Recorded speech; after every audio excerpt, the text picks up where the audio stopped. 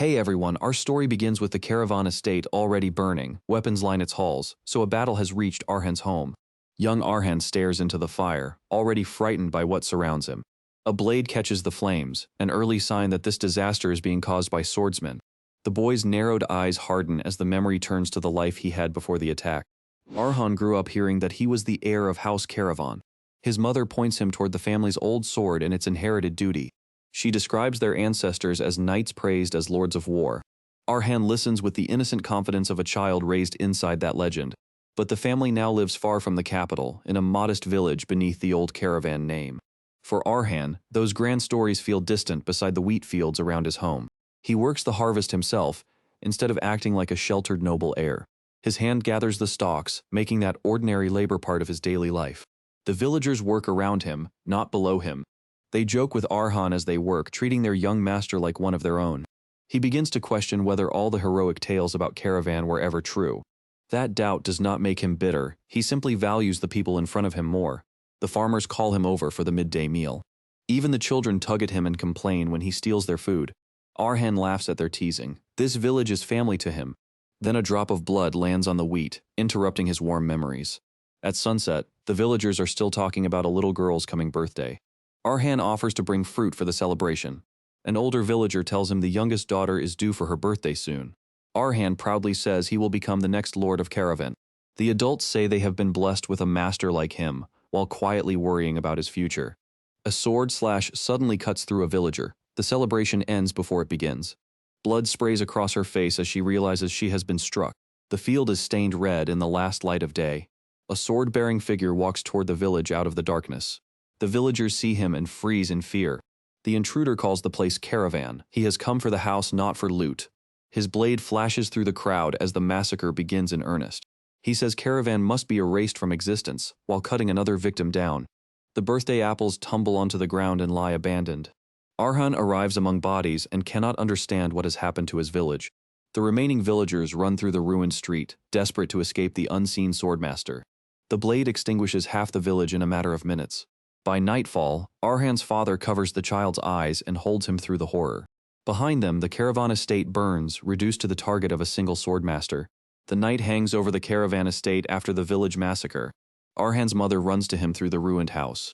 She pulls her son into her arms before she can ask what happened. Her hand trembles as she holds him close. For one moment, Arhan mistakes that warmth for safety. Then he sees her kneeling in blood behind him. The tragedy is still happening. The ruined room and red-lit window show how far the attack has already spread. Outside, survivors are leaving the village one by one. Arhan finds his father alone among the books of the estate. The Lord of Caravan beats his fist against himself, crushed by failing to protect anyone. He falls to the floor but still swears he will not surrender. Arhan's mother arrives with a practical answer. A carriage is ready. She tells Arhan they must leave this land and go as far away as possible. Arhan refuses to go without both of his parents. His mother knows his father will stay to face the enemy as lord of this land. She chooses to stay at her husband's side until the end as well. She kneels and promises her son she loves him even in their final moments together. Arhan's father suddenly strikes the wall, forcing himself back into the fight. Blood runs down his face, but he still refuses to let despair decide for him. He and his wife embrace, accepting that they will face death together. The retainer waits with a carriage at the edge of the forest road. He tells Arhan that a regular person cannot fight a calamity like the intruder. Arhan grips a weapon. Accepting the tragedy is not the same as abandoning his parents. The retainer wishes Lord and Lady Caravan could have escaped with him. But Arhan breaks free and runs back toward the estate. He knows running away would mean leaving his parents behind. His plan is desperate, a single poisoned arrow through the swordmaster's heart. He has spent a month obtaining poison for exactly this chance. Back at Caravan, the white-haired attacker sits calmly over a fallen body. Arhan steps out and confronts the man who has chosen death for his house. Arhan screams and fires, determined to kill him. The swordmaster cuts the arrow from the air before it can touch him. Arhan is thrown down at the swordsman's feet, utterly powerless. The attacker sees that Arhan is 18, old enough to understand the threat in front of him. Arhan reaches his wounded mother, trying to protect her with his body. The white-haired swordmaster is Carlos, master of the 10 swords, who massacred half of Caravan in a blink. Carlos spares the parents for now and says he will return in 1 month. His order is simple: leave this land with everyone here if they want to live. Arhan begs his mother to come with him as she grips his shoulders. She makes him promise to go on living, even if that means forgetting revenge. The carriage is ready. She leaves Arhan in the retainer's care before Carlos returns. The retainer drags the screaming boy away from his mother. His mother stays behind, growing smaller as Arhan reaches helplessly for her. A blue presence begins to answer the abandoned heir, hinting that Caravan's old legends are not finished with him. A year after the massacre, moonlight settles over the silent Caravan estate. Arhan's research identifies Carlos as the kingdom's strongest swordsman and guardian of peace.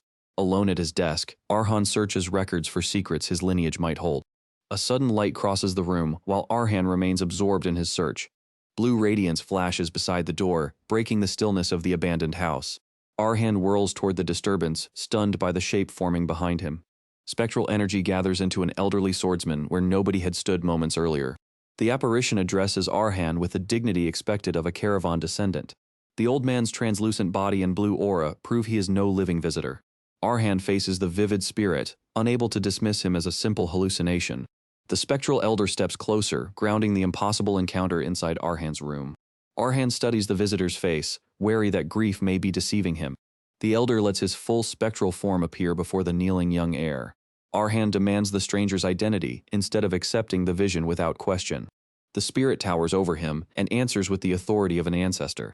He names himself Liam Caravan, House Caravan's founder and greatest swordmaster. Liam confirms that the frightened boy before him is his noble descendant. Arhan's patience snaps, and he demands to know why Liam has appeared. Revenge burns across Arhan's face more strongly than fear of the ghost. Liam remains composed while measuring the hatred consuming his young descendant. He explains that Arhan's desperate longing reached far enough to summon him. Images of Carlos and the massacre reveal the target fixed inside Arhan's mind. Liam recognizes that hatred has carried Arhan toward the answer he desires. The memory of Carlos makes the gulf between Arhan and a swordmaster unmistakable. Liam states the hard rule: defeating one swordmaster requires another swordmaster.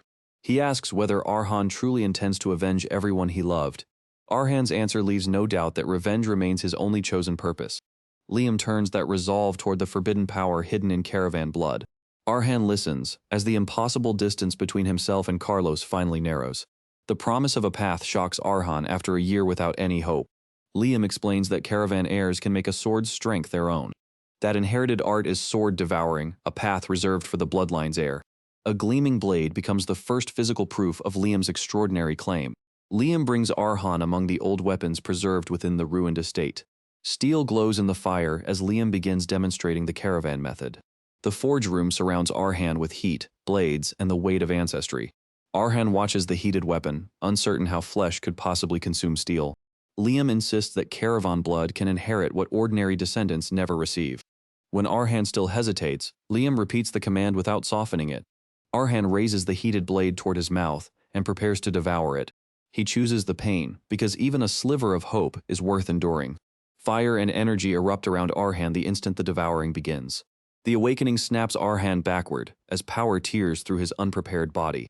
His body twists above the cracked floor while the absorbed force surges onward. Arhan keeps biting through the blade despite every violent shock running through him. Blood and light frame his face as he refuses to release the sword. Morning returns to the Caravan house after Arhan's first brutal devouring attempt. Arhan jolts awake, gasping from the pain that overwhelmed him at the forge. Sweat and ragged breaths show how completely the treasured sword defeated his body. Liam confirms that Arhan failed to absorb the weapon placed before him. The verdict lands hard because Arhan expected revenge to begin with immediate power. Liam explains that the boy's frail body cannot contain such a powerful sword.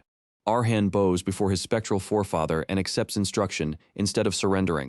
Liam smiles at the determination surviving underneath his descendants' exhaustion. Master and heir remain together inside the cold, nearly empty Caravan room. Liam warns that reaching Swordmaster level has destroyed many stronger candidates. Even so, he reveals that he prepared a specific shortcut for Arhan.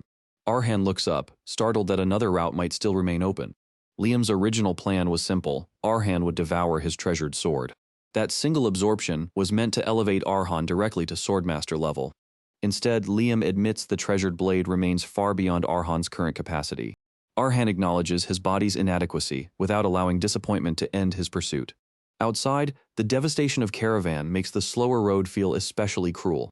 Liam offers another path for a descendant clever enough to survive it. The ruined grounds still hold debris, abandoned rooms, and weapons left after slaughter. Arhan crosses the scarred estate where his family's former life has vanished. Liam leads him to piles of worthless scrap metal and discarded swords. Arhan steps among the broken weapons that scavengers would have ignored. Each lesser blade offers a smaller portion of strength his body can endure. Arhan accepts that he must devour as many weak swords as possible. He begins the slower work of eating steel simply to become strong enough. Liam makes survival, not technique, the first requirement of Arhan's training. Night falls over Caravan while that relentless conditioning continues unseen inside. 1 month later, armed strangers enter the estate and find no obvious residence. The intruders lounge inside, congratulating themselves on finding shelter and stored weapons. One man pauses when a small sound suggests the abandoned house is occupied. Another loudly calls for the unknown resident to reveal himself. They pull out a woman's dress, treating Caravan possessions like scavenged prizes. A bandit sniffs the garment and jokes that no woman has lived there recently. Their crude amusement ends when a quiet presence answers from the shadows. Young Arhan steps forward, his face hidden while the trespassers turn toward him. He orders them to put the stolen property down and speak instead. The men demand whether Arhan intends to fight them over the ruined house. A larger intruder mocks the child's warning and advances without concern. Heavy steps close the distance while Arhan remains still and measures him. Arhan's blue eye fixes on the attacker without the panic of a month earlier. The brute charges, promising to crush the boy for challenging their group. Arhan's gaze sharpens as devoured strength gathers for its first living test. He slips inside the attack and drives his narrow blade into the opening. The first counter lands cleanly, shocking every outlaw who dismissed him as helpless. At the forge, Liam presents a needle-thin sword instead of another heavy blade. He warns that swinging this delicate weapon like a cutter would break it. Its narrow construction serves one purpose, concentrating force into a precise point. Liam demonstrates the line of a thrust rather than the arc of a slash. Arhan realizes the unfamiliar sword was designed to pierce, not cut. The lesson deepens when Liam begins describing the blade's former owner. That owner possessed a delicate body yet killed more than 200 enemies. A red-haired woman appears inside the sword's memory, her needle held behind her. The blade's strength came from a life made more resolute through suffering. Fire destroyed the girl's home and left scorched ground where her family belonged. She survived the flames with red hair, bandages, and a permanent facial scar. After losing everything, the orphaned girl was taken away from the ruins. Her new life began inside an orphanage crowded with strangers and judgment. She stood alone at its doorway, already marked as different before speaking. Bandages could cover burned skin, but they could not hide her isolation. Other children whispered that her scar proved she had been cursed. Their taunts followed her through the orphanage while adults failed to intervene. Humiliation hardened into desperation as the girl silently wished for death. Eventually, she approached a stern, wandering knight and asked him for instruction. With her scar exposed, she promised to do whatever survival required. The knight Hegel warned that a sword alone would only injure her. She insisted anyway, forcing Hegel to test whether resolve matched her request.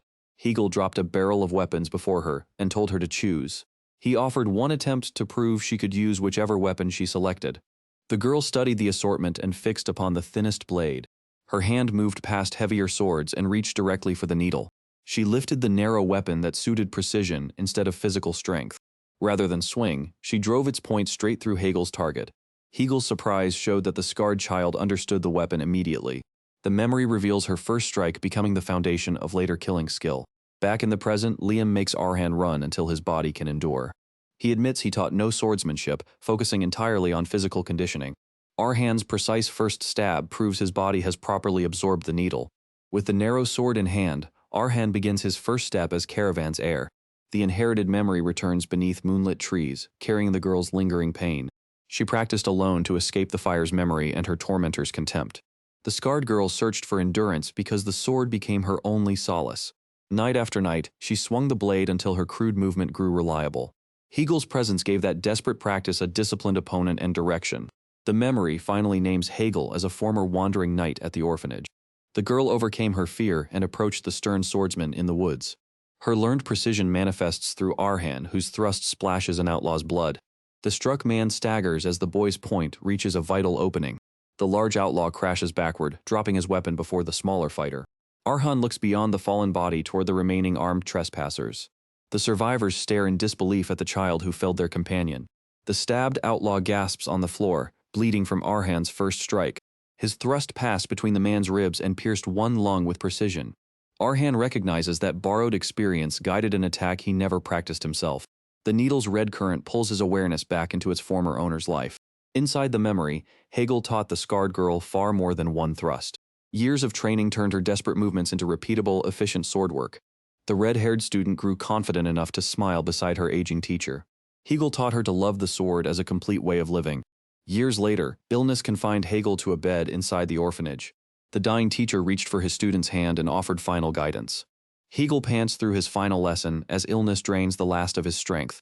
His grieving student holds his hand as Hegel thanks her one final time.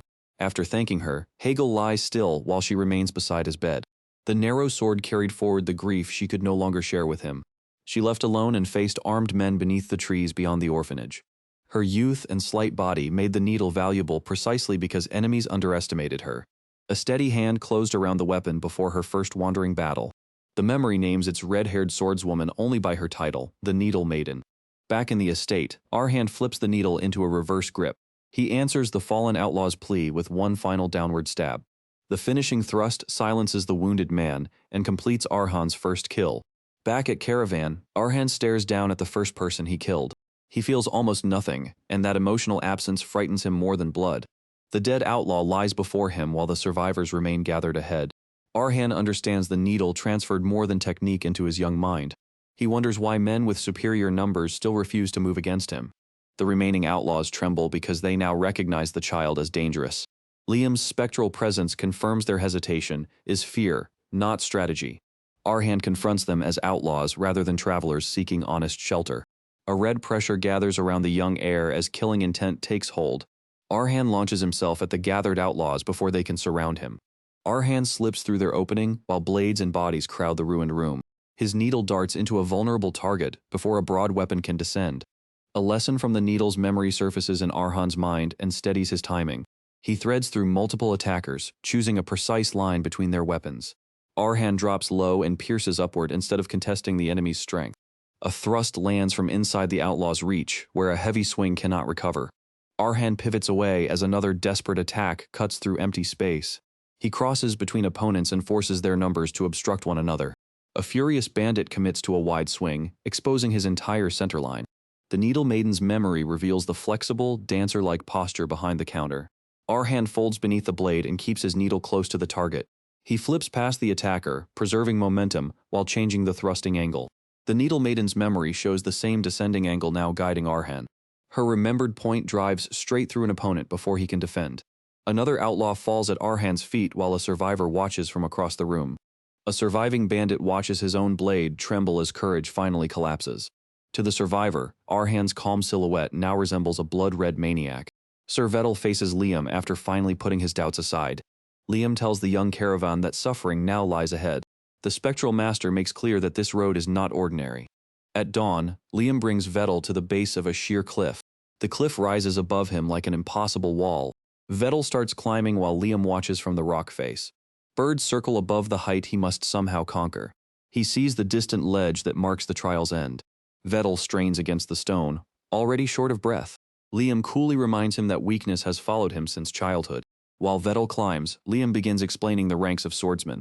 Warriors who awaken mana hearts stand beyond ordinary fighters. Swordmasters are those who have awakened the power of the heart. Liam asks Vettel which stage he believes he can reach. Vettel admits that he is still only a beginner. The exhausted boy cannot understand why the training is so extreme. Liam says forming a mana heart is normally not complicated. Caravan blood, however, carries the steadfast power of steel. That extraordinary blood needs a vessel strong enough to contain it. Liam names the unique vessel Vettel must forge, the Heart of Steel. The only method is repeated peril until Vettel's body demands mana. Vettel's grip slips as the cliff punishes every tired muscle. His fingers claw for the rock instead of letting go. He drags himself toward the upper ledge with torn hands. Liam says the mana heart Vettel awakens will be uniquely his. Vettel answers with a grim smile instead of surrendering. The cliff itself crumbles beneath the pressure of his climb. Elsewhere, moonlight settles over Campbell in the eastern Verdi region. Inside a tavern, locals raise a rumor about the village west of town.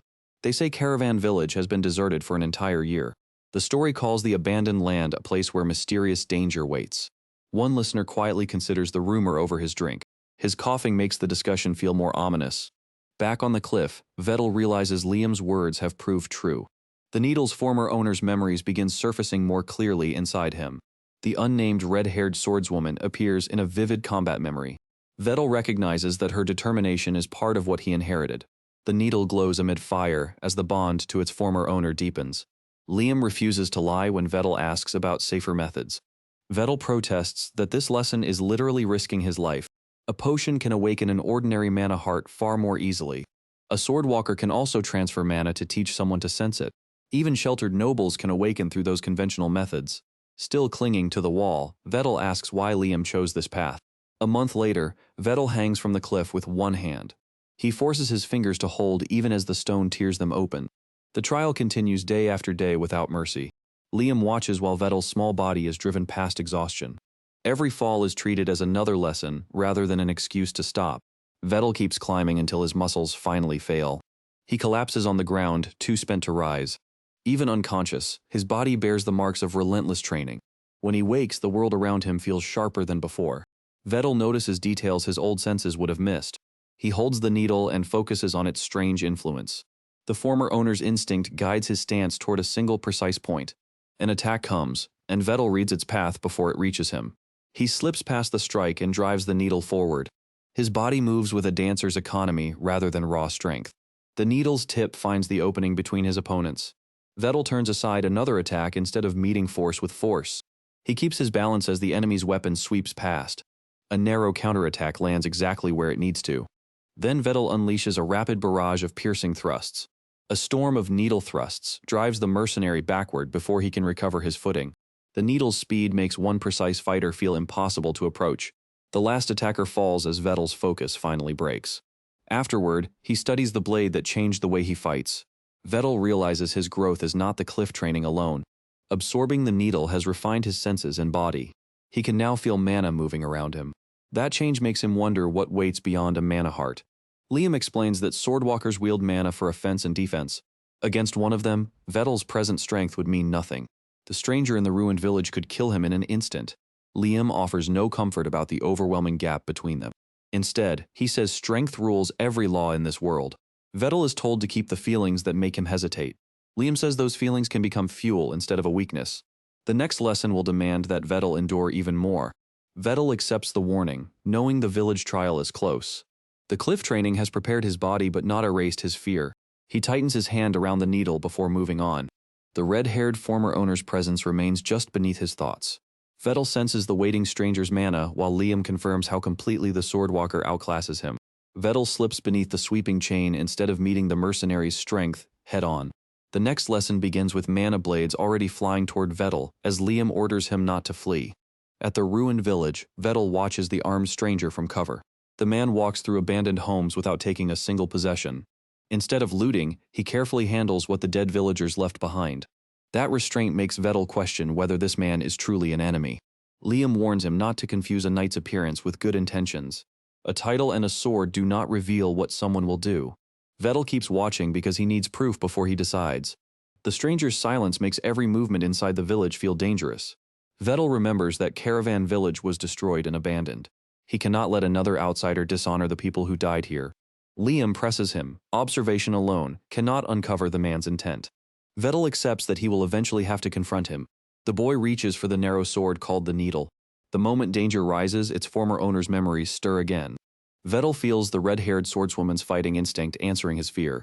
The needle maiden once became feared for attacks no one could read. Her memory opens on mercenaries facing a lone swordswoman.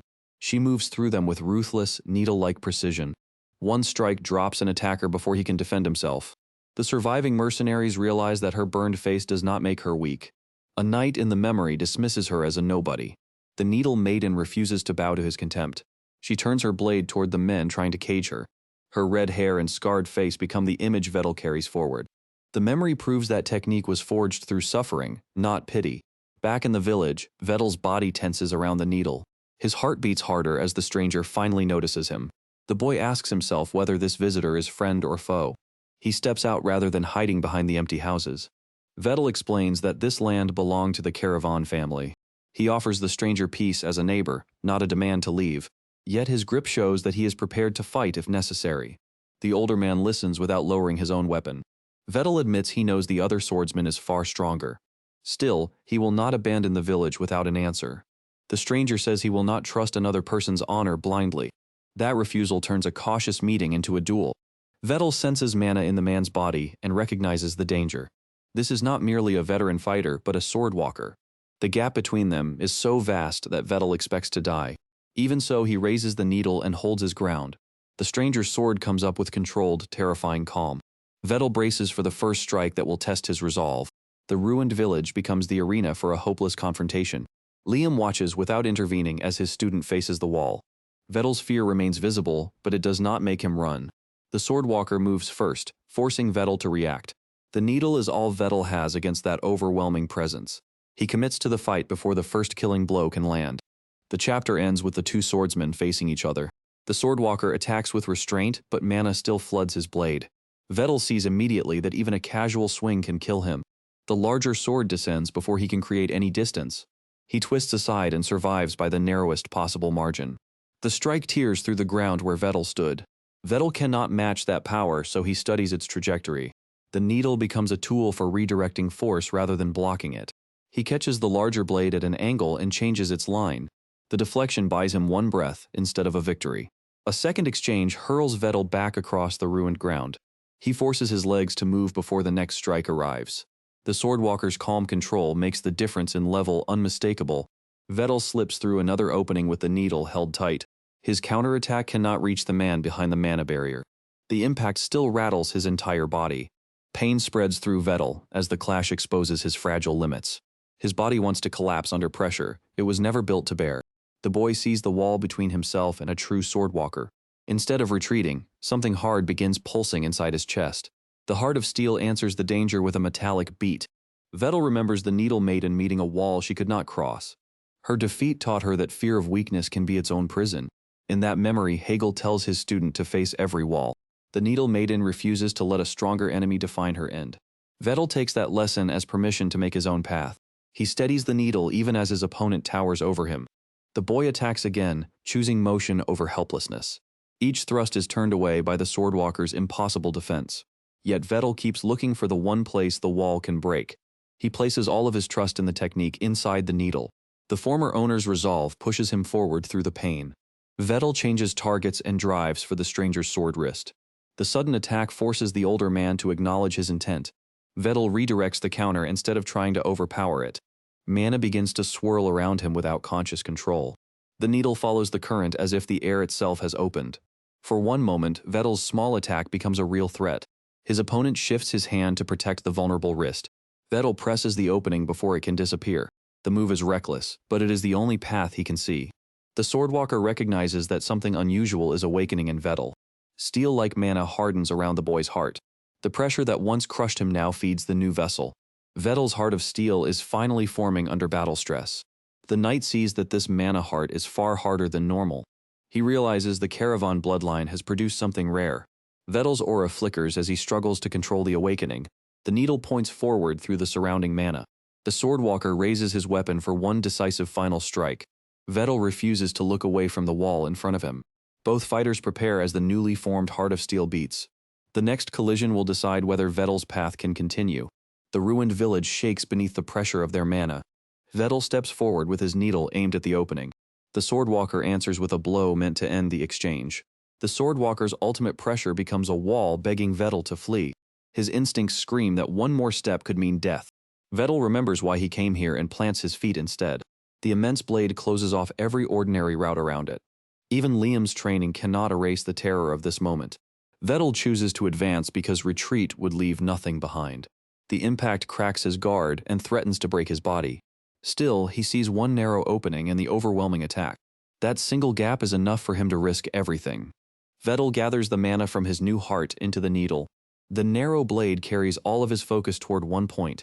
The swordwalker watches the reckless charge with surprise. He recognizes the stubborn refusal to yield as a caravan trait. Vettel launches himself straight at the wall of force. The needle's path is too small to overpower the wall head-on. Then the former owner's final memory pulls Vettel deeper inside the sword.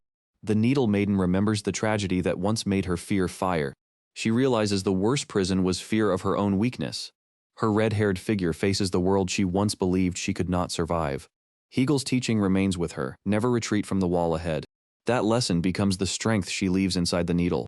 In the present, Vettel's blue mana and her fiery resolve overlap. The two battles become one refusal to abandon the path forward. Vettel's thrust meets the Swordwalker's defense at last. The clash sends fire-colored force across the battlefield. He keeps pushing the needle toward the opening he found. The remembered swordswoman lends every fragment of her determination. The strike carries more than technique, it carries her choice to live. In her last thoughts, the Needle Maiden turns back to Hegel. She remembers the mentor who gave her the needle and taught her courage. After leaving the orphanage, she learned to face the world on her own. Each stronger enemy became another wall she refused to run from. Her memories show the long path from fear to resolve. The world tried to consume her, but she would not surrender again. Even death and fire no longer controlled her choices. She faces an armored opponent with the same resolve Vettel now carries. The memory reaches its emotional end as her blade burns bright. Her final strength passes to Vettel through the needle. The old sword has given him everything its former owner can leave. The red-haired swordswoman appears in tears as the memory fades. Her story ends not in defeat, but in the resolve she passed on. The physical needle begins to burn away in Vettel's hand. Flame consumes the blade as its power is completely devoured. The burning needle hangs in darkness as its strength and final memory finish passing into Vettel. Vettel wakes beside a small fire after the desperate duel. Still dazed beside the fire, Vettel realizes the duel left him unconscious on the ruined ground. The stranger's robe covers him instead of leaving him in the cold. That unexpected kindness forces Vettel to reconsider the man he fought. The older knight calls their duel worthy of the caravan name. He praises Vettel for forcing strength out of a hopeless situation. Vettel studies the stranger as a battle-hardened veteran rather than an enemy. Years of wilderness fighting are visible in the man's worn presence. The older swordsman speaks with the calm of someone used to death. When Vettel asks why he entered this forgotten village, the answer changes everything. The man says he came here intending to face his end alone. A terminal illness has been consuming his body for years. Dark sickness has already spread toward his heart. He has begun repeating the same stories as the disease worsens. The knight does not want his final days to become another person's burden. Solitude was the last choice he felt he still controlled. The campfire makes his confession feel more like grief than a threat. Vettel listens instead of treating the weakness as an opening. The boy recognizes the pain of being left alone with a legacy. That understanding changes the distance between the two caravans. The older man reaches out a hand rather than a weapon. Vettel accepts the gesture and lets the duel finally end. The stranger tells him that they are neighbors now. His name is Arhan Caravan, the terminally ill older resident of this village. Sir Vettel and older Arhan seal their peace with a handshake. Inside Vettel, the newly awakened heart of steel continues to pulse. The duel has made him a novice, though the cost was enormous. Liam says this new stage only opens the next harsher lesson. A few days later, Vettel prepares to leave the ruined settlement. Older Arhan remains behind to safeguard the manor and its memories. Liam explains that caravan blood improves through extreme hardship. Ordinary practice cannot provide the pressure Vettel now needs. His spectral master wants him to absorb another sword. That search requires many styles, dangerous fighters, and public stakes.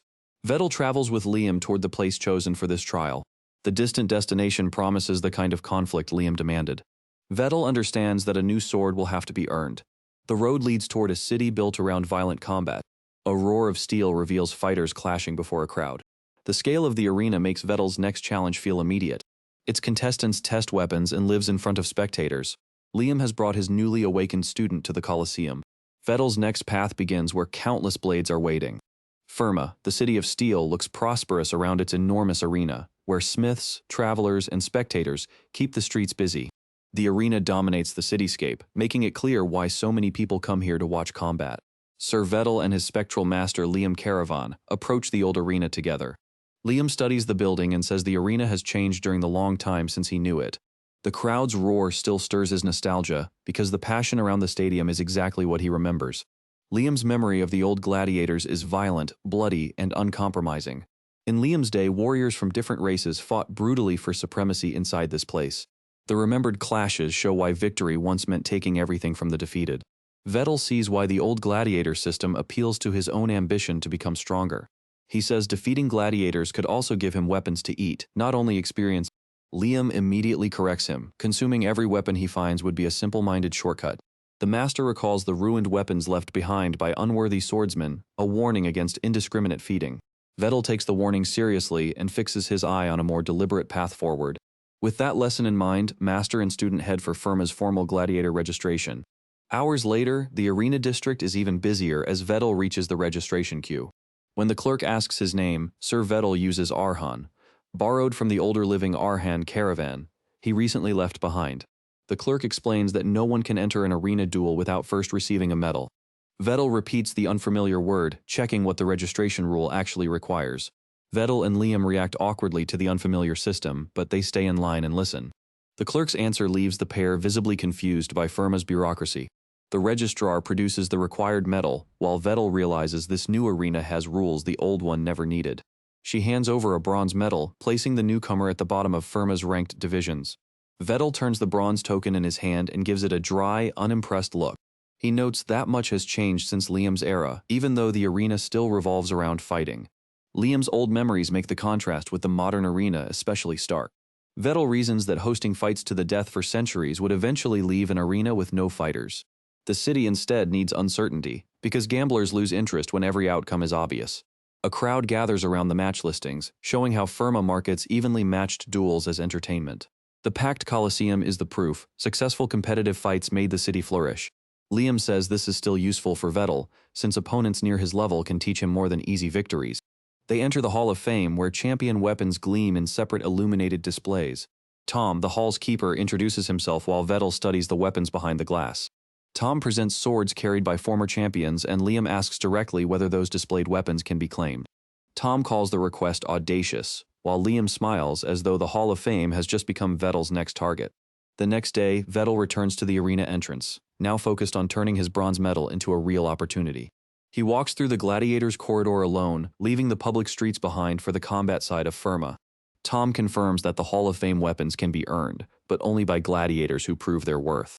The prize is limited to a weapon comparable to the fighter's medal, so bronze status cannot reach a silver sword. Vettel looks over the displayed blades as Tom explains the restriction rather than offering a shortcut. A silver-level weapon is therefore beyond Vettel's current reach, giving him a concrete reason to climb the rankings. Tom's rule leaves no loophole. Vettel must earn his way upward. Master Liam quietly tells Vettel that Tom is not an ordinary caretaker, despite the man's humble job. Vettel notices the master's serious reaction and starts viewing Tom differently. Liam suspects a swordsman with unusual quirks would not be standing guard here without a reason. For now, he abandons the idea of looting the hall and tells Vettel to build strength through fights instead. The mentor approves of an arena where Vettel can face opponents as equals without exposing his full identity. Concealing his face will let Vettel build an arena reputation safely. A hooded arena official approaches Vettel and asks what name he will use inside the ring. The official explains that masked gladiators do not reveal their real names to the crowd. That separation lets a fighter preserve status outside the arena while still taking part in dangerous duels. Vettel pauses over the choice, because this combat name will be the one spectators remember. He thinks of the spectral swordsman who has guided him since the beginning. Vettel chooses Liam, honoring Master Liam Caravan. It is his public gladiator identity, entirely separate from borrowed Arhan. He pulls on the arena mask, committing to the name before stepping onto the bronze floor. Inside, the bronze arena is almost empty, a reminder that casual gamblers do not respect the lowest division. One spectator openly dismisses bronze gladiators as the weakest fighters in the whole system. Vettel nevertheless crosses the arena, treating the quiet crowd as part of the test, rather than a reason to hesitate. His mask hides his expression, but his eye remains fixed on the ring. Master Liam watches from above and says a hostile atmosphere can forge the mindset Vettel needs. Vettel accepts the pressure, while his master treats contempt as useful training. The mentor warns his student to remember that every step into the arena carries the honor of his chosen name. Masked Vettel answers that he understands, his blue eye fixed forward beneath the mask.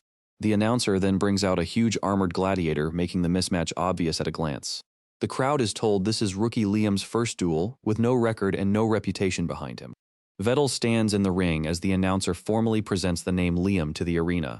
His opponent is introduced as a bronze fighter with 3 consecutive victories and a much larger frame.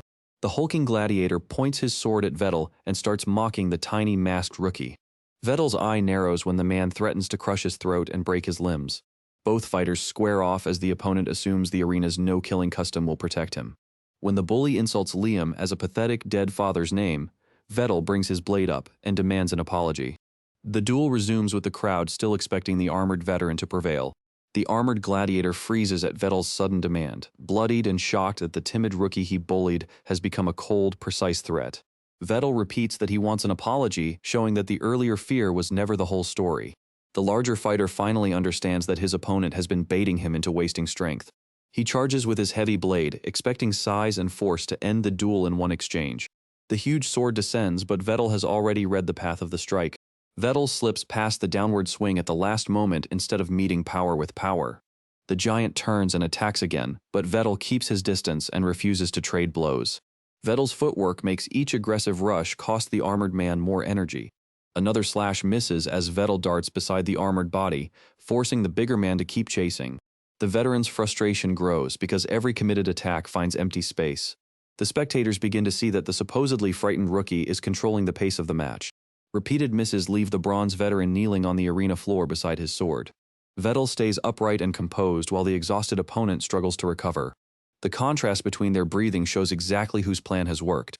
He approaches slowly, making the defeated man confront how completely his strength has been drained. The crowd waits for a finishing blow, but Vettel gives the man one more chance to apologize.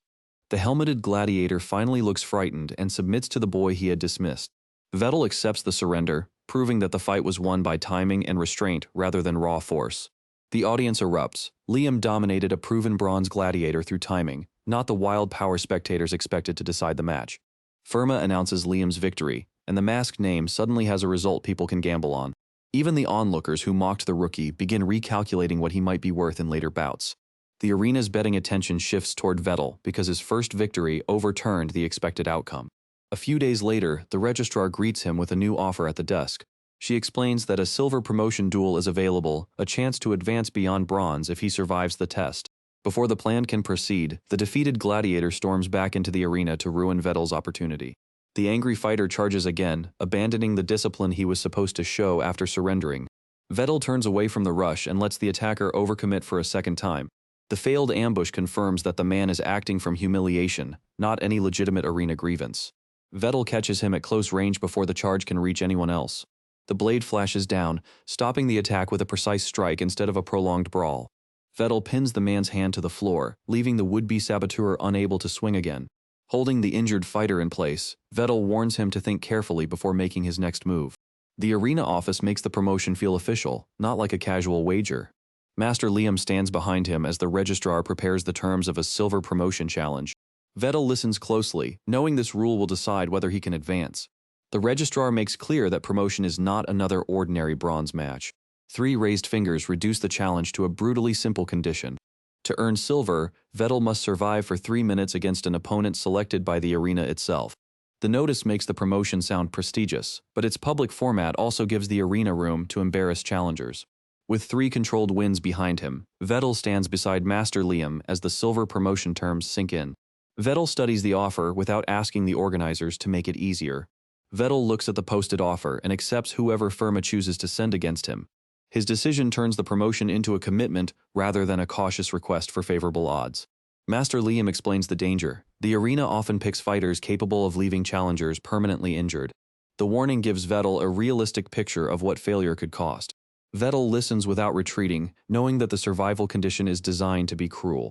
At night he considers the risk alone, the blue light at his chest recalling the strength he must rely on. He believes his mana heart of steel and accumulated experience may let him endure 3 minutes. A dark-haired woman in a cloak appears nearby and watches him with a knowing, unsettling expression. She calls herself the Midnight Bride, immediately turning a private walk into a confrontation. The woman recognizes Vettel and the needle-like weapon he used in the arena. Her attention shows that Liam's quick rise has reached opponents well above the bronze tier. Midnight Bride steps close to Vettel, calm enough to make the threat feel deliberate rather than impulsive. She proposes a fight with a price attached, implying that a promotion match against her will cost more than pain. Then she walks away through the Sunset Street, leaving Vettel with the warning instead of an explanation. Vettel does not dismiss the encounter, because the stranger's confidence confirms the gulf he may be facing. That night, he bows to Tom and asks the Hall of Fame keeper for help before the silver duel. The request is not for comfort. Vettel needs a stronger sword quickly enough to change his odds. He makes the request before the match begins because waiting for the arena's chosen opponent would leave him no time to prepare responsibly. The promotion notice identifies Midnight Bride as an academy-trained swordwalker with an exceptional reputation. Her undefeated silver record explains why the arena chose her for this test rather than a merely difficult, predictable challenger. Outside the hall, Master Liam weighs the challenge as Vettel accepts he cannot yet reach Midnight Bride's level, much less defeat her cleanly. Midnight Bride faces Vettel in the fading light, still insisting that he will pay a price if he fights her. Vettel keeps his answer measured, but he refuses to treat her warning as a reason to withdraw. Master Liam speaks seriously beside him, recognizing that this opponent possesses extraordinary talent. Vettel hears the warning before making any promise about how he will fight. The mentor explains that Midnight Bride has no ordinary ceiling, while Vettel cannot even reach her present stage. Her threat is credible, precisely because the difference in skill is so large. Liam's concern is practical. Surviving a 3-minute promotion against someone this strong is not a fair contest. Vettel remains quiet instead of denying the obvious gap between them. Vettel absorbs the warning rather than arguing, because he already knows the difference between them. He clasps his hands and decides that time is too short to surrender the chance for a stronger sword. The decision comes from urgency, not from believing Midnight Bride is weak. His resolve is not bravado. Advancing now is tied to the larger plan he cannot afford to delay. With that settled, Vettel turns his attention back to the Hall of Fame. Vettel returns to the Hall of Fame at night and addresses Tom from below the weapon displays.